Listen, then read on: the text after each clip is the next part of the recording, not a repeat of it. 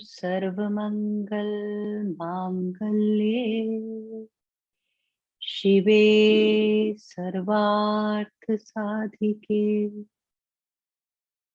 शरण्ये त्र्यंबके गौरी नारायणी नमोस्तुते।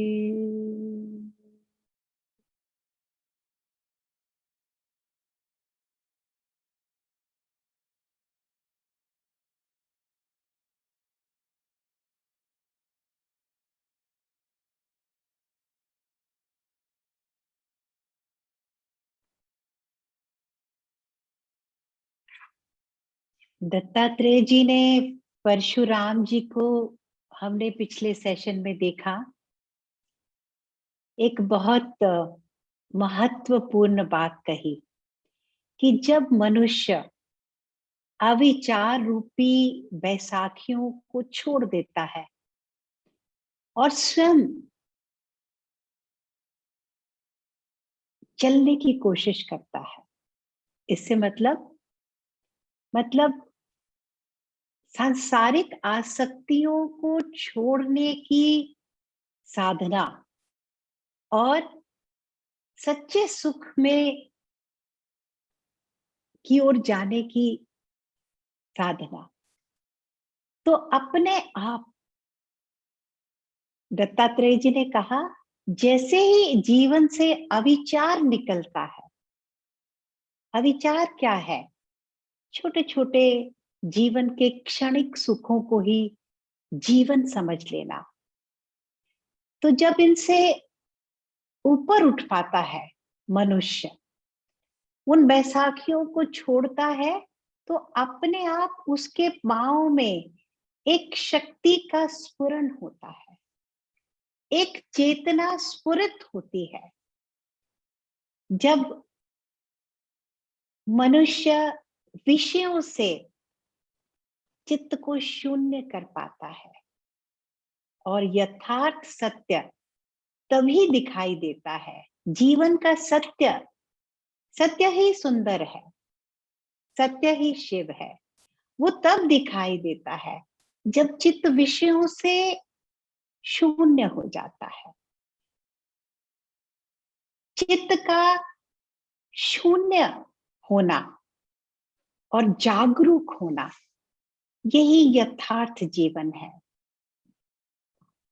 तब परशुराम जी ने सवाल किया कि ये तो सब के लिए संभव है, हर मनुष्य के लिए ये तो संभव है, सरल है। तो जो सच्चा ज्ञान है, ईश्वर है, वो सबसे सरल है। कहते हैं ना, अपने अंदर झांको, वो वहीं बैठे हैं। तो क्या करना है? कुछ ज्यादा नहीं करना। तो वही परशुराम जी कह रहे हैं, जब ये इतना सरल था, जब पहले से ही हम सबके पास उपलब्धि है, तो मनुष्य इसकी ओर क्यों नहीं जा पाता? क्या कारण है? मैं अपने को ही देखता हूं। अपने गुरु को कहते हैं, मैंने ही कहा, ये तलाश की। और ऐसे मेरे जैसे कितने लोग हैं जो जीवन में कठिनाइयों पे कठिनाइयां झेल रहे हैं, दुख पे दुख झेल रहे हैं, लेकिन फिर भी सुख की ओर, तलाश की ओर नहीं निकल पाते। कैसे संभव हो पाता है कि मनुष्य के जीवन में ये घटना घटे? ये भी एक सबसे बड़ी जीवन की उपलब्धि है कि ऐसा जीवन में घट सके। तब दत्तात्रेय जी ने एक बहुत ही सुंदर बात कही। दत्तात्रेय जी ने कहा, ये सच है,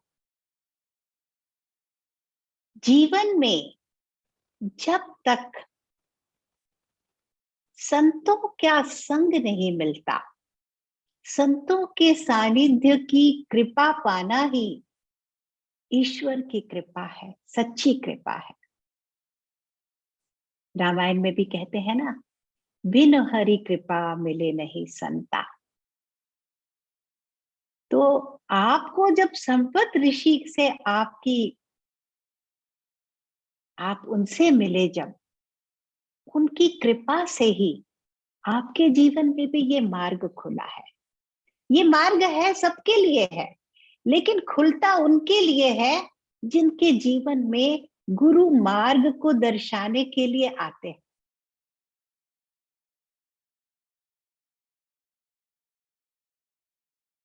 तो सत्संग की बहुत महिमा है। तो यहाँ दत्तात्रेय जी ने कहा, मैं तुम्हें एक कहानी सुनाता हूं।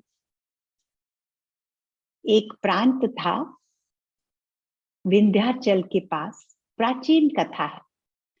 वहां पर एक राजा रहते थे, मुक्तापीड़, और उनके दो पुत्र थे, हेमचूड़ और मणिचूड़। ये दोनों बहुत होनहार थे, जवान थे। एक दिन शिकार पे निकले हुए थे। तो हेमचूड़ शिकार खेलते खेलते घने जंगल में जाकर खो गए। अंधेरा हो गया था। तो वहां पर उन्हें एक संत महात्मा की कुटिया दिखाई दी, आश्रम दिखाई दिया। तो वो वहां गए। तो वहां पर एक बहुत सुंदर सुशील युवती बैठी हुई थी, जिसका नाम है हेमलेखा। तो आने वाले कुछ सेशंस में हम हेमलेखा और हेमचूड़ के साथ रहने वाले हैं। तो हेमलेखा को जैसे ही हेमचूड़ ने देखा तो उनका मन आकर्षित हो गया। वो सुंदर थी। कुछ लोग होते हैं जो बाहर से सुंदर होते हैं, कुछ लोग होते हैं जो भीतर से सुंदर होते हैं।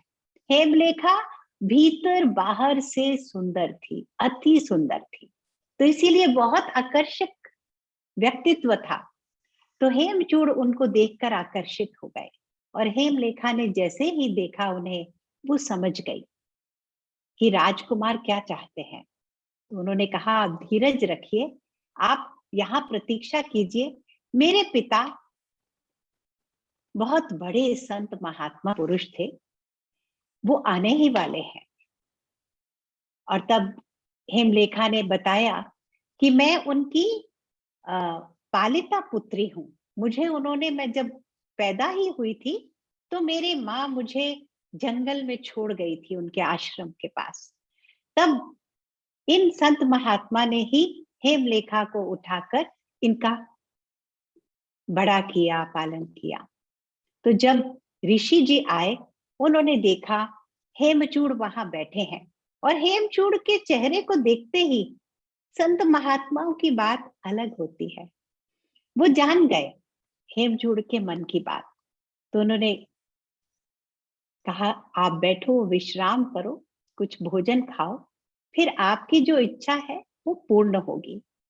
ऋषि जी ने देखा ये मेरी बेटी के लिए उचित वर है, तो हेमलेखा को हेमचूड़ के साथ भेज दिया, अपना आशीर्वाद दे दिया। हेमचूड़ हेमलेखा को लेकर राजमहल में आए, जहां उनके पिता ने बड़ी प्रसन्नता के साथ उनका विवाह भी कर दिया। तो अब ये एक विवाहित दंपति, सब सुख जीवन के, नौजवान, स्वस्थ, सुंदर, किसी भी वैभव की कमी नहीं। तो राजमहल में राज सुख भोग रहे हैं।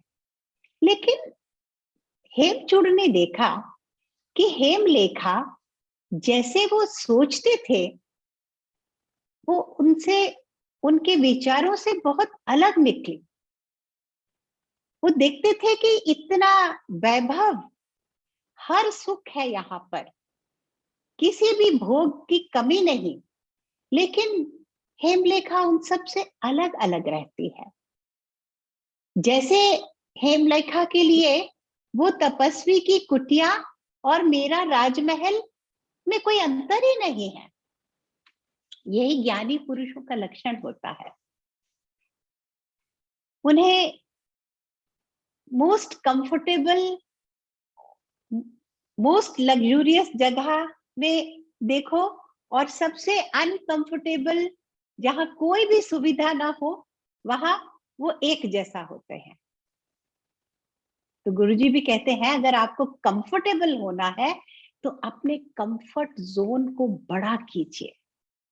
आजकल जीवन में हम अपने कंफर्ट जोन को इतना छोटा करते जा रहे हैं और इसके कारण जीवन में बहुत तनाव है।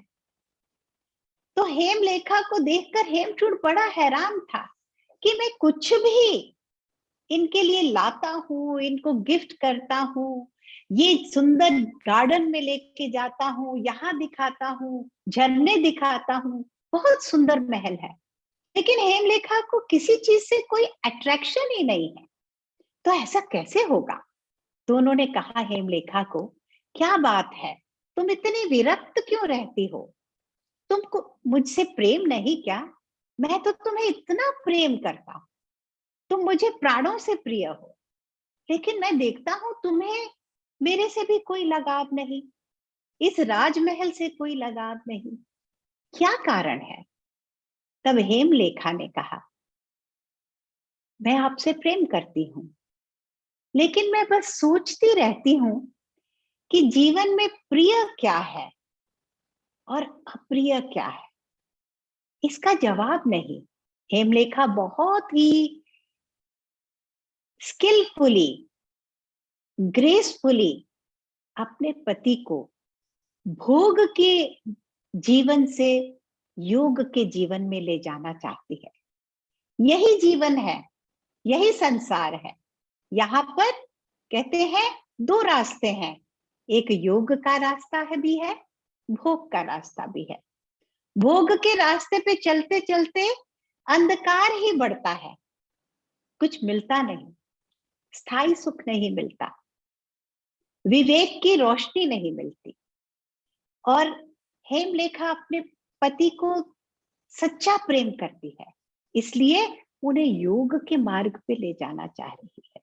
तो ये कहानी हमें दत्तात्रेय जी के द्वारा परशुराम जी को जो सुनाई जा रही है, उसका अभिप्राय क्या है कि हेमलेखा के सत्संग से हम देखेंगे हेमचूड़ के जीवन में पूरे राजमहल में जितने भी व्यक्ति थे, कैसा बदलाव आ गया एक व्यक्ति के सत्संग से।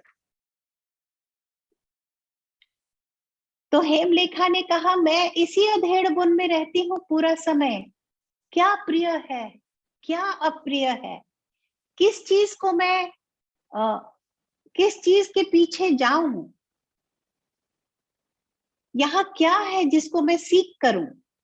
तो आप तो बहुत ज्ञानी हैं, औरतों की बुद्धि तो थोड़ी सीमित होती है ना, तो आप मुझे समझाएं।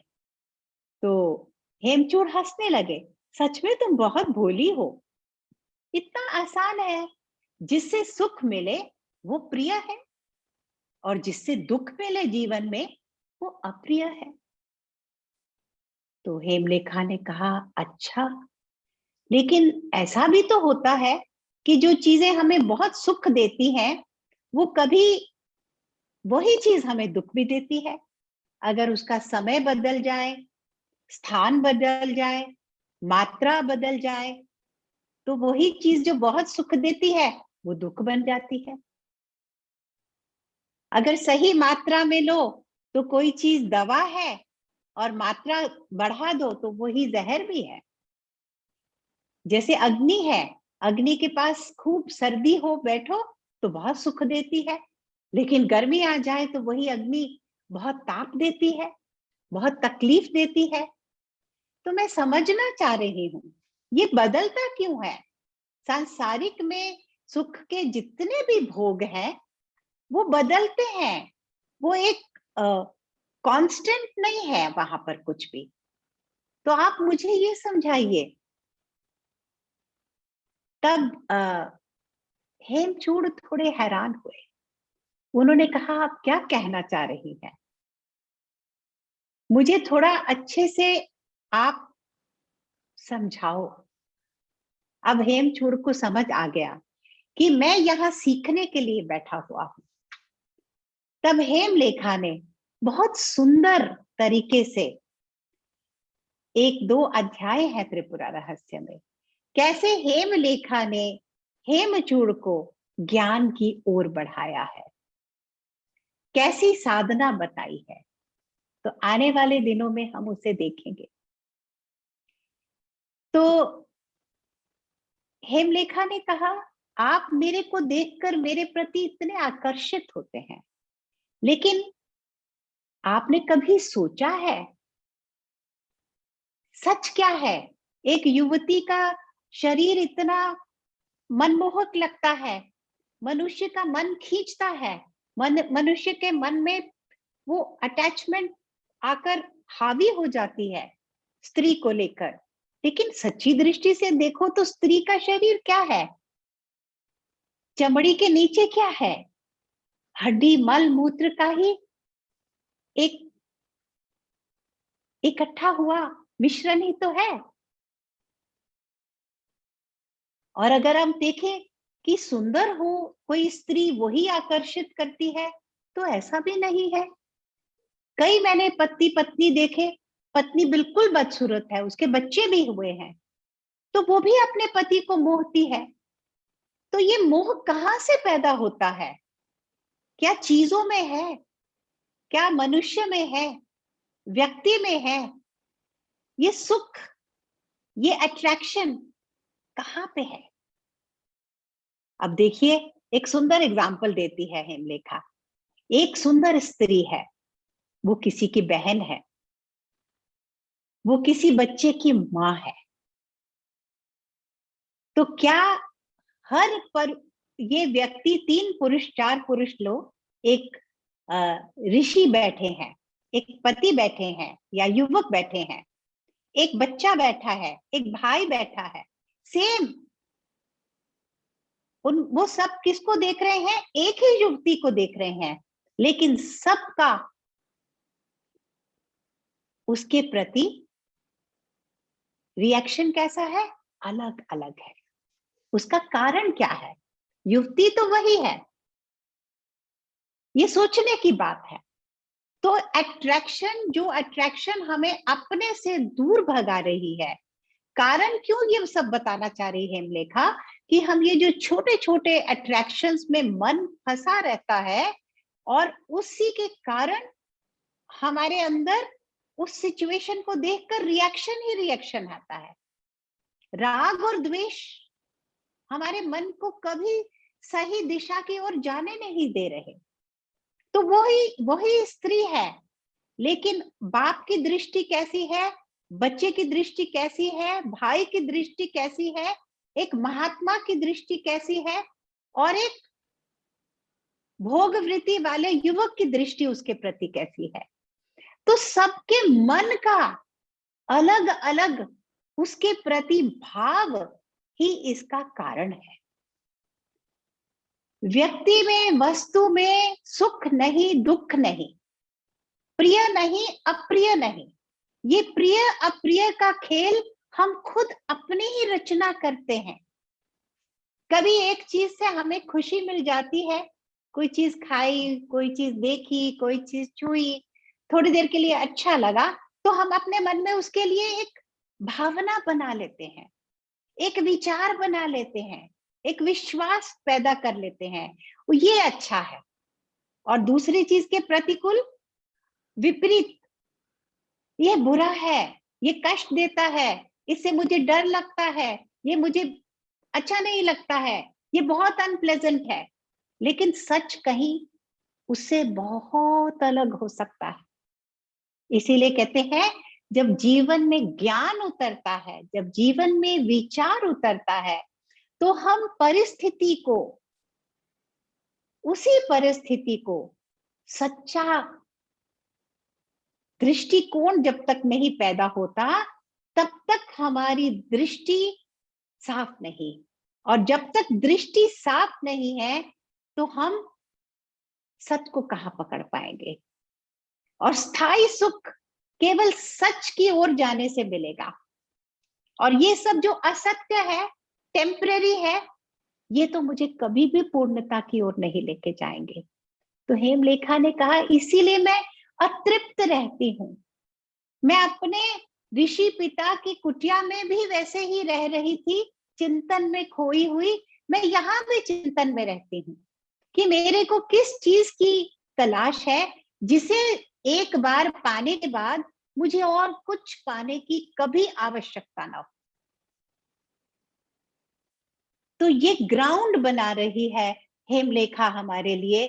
चिंतन का आधार क्या होना चाहिए? जीवन क्या है?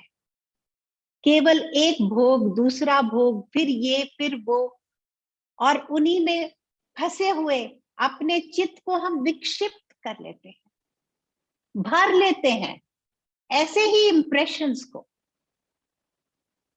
और उससे वासनाओं की एक मोटी सी दीवार बना दी है हमने अपने।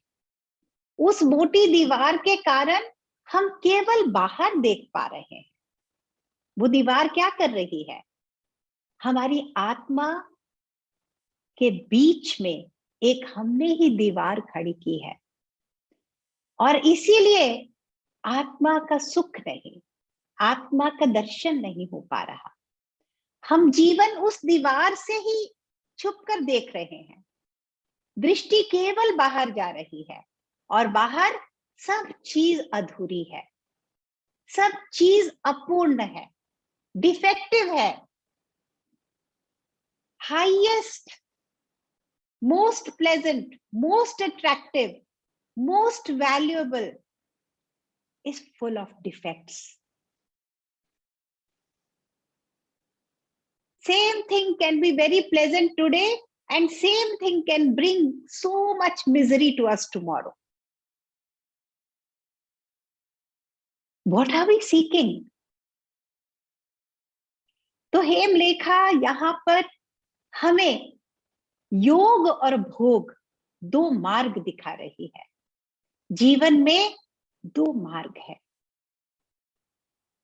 तो जो सत्संग में रहता है, जो संतों का संग कर पाता है, उसकी दृष्टि योग मार्ग की ओर खुलती है।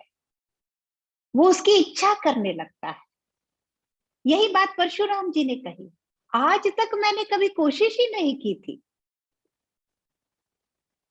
मैं दुखी तो पहले भी हुआ था, और संसार के लोगों को देखो, वो कितने दुखी हैं, लेकिन कभी अपने सुख का साधन क्यों नहीं जुटा पा रहे? तो यहाँ गुरु की महिमा, जीवन में सत्संग की महिमा।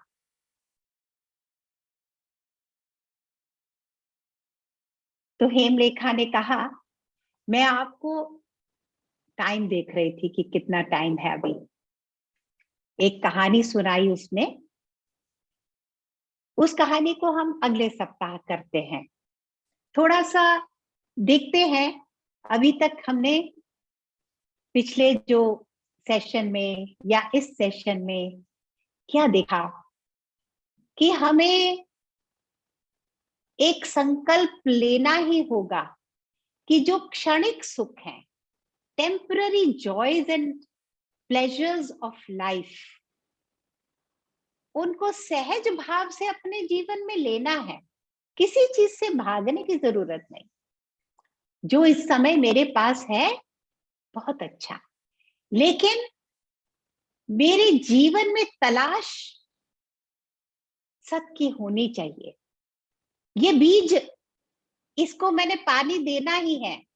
रोज इस पौधे को पानी देना है।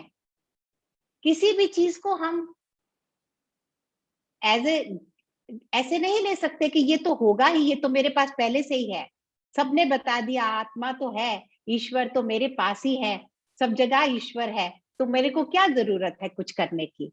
मैं अच्छे से खाता पीता हूँ, सोता हूँ, मस्त रहता हूँ।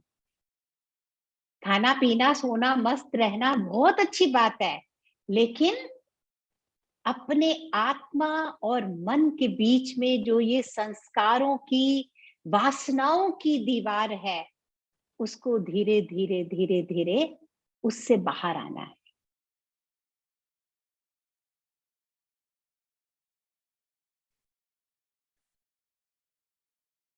चिंतन में आना है, क्वेश्चन करना है, कौन है जो ये चाह रहा है?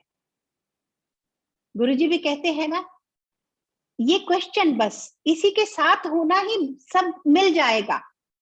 कौन चाह रहा है? कौन बार बार अतृप्त हो रहा है? ये कौन है जिसे इतना कुछ मिल गया फिर भी अभी तक मन में वैराग्य नहीं, किसी भी चीज को लेकर बढ़ता जा रहा है। Attachments, attractions, insecurities, fears. तो अपने लिए देखेंगे हम क्या हमने कमाया अभी तक। क्या अभी तक वही पैटर्न्स लाइफ के चल रहे हैं? कितनी जल्दी हम अपने शांत अवस्था में रह पाते हैं और कितनी जल्दी वहां से शेक होकर घबरा कर बाहर आ जाते हैं उससे। दत्तात्रेय जी ने बड़ी सुंदर बात कही कि अगर धीरे धीरे दिन भर जागृत अवस्था में जितना हम साधना करते हैं, शून्य मन रहे, मन रिक्त रहे, विषयासक्तियों से मन खाली रहे, तो जब सोते हैं सपनों में भी मन खाली रहने लगेगा। ये हमें देखना अपने जीवन में। ये हमारे जीवन के कुछ मापदंड है। हमारे को अपने अपने लिए पता चलता है हमारा जीवन कैसे चल रहा है। क्या मार्ग में ही फंसे हुए हैं कि जीवन अब योग की मार्ग की ओर बढ़ रहा है?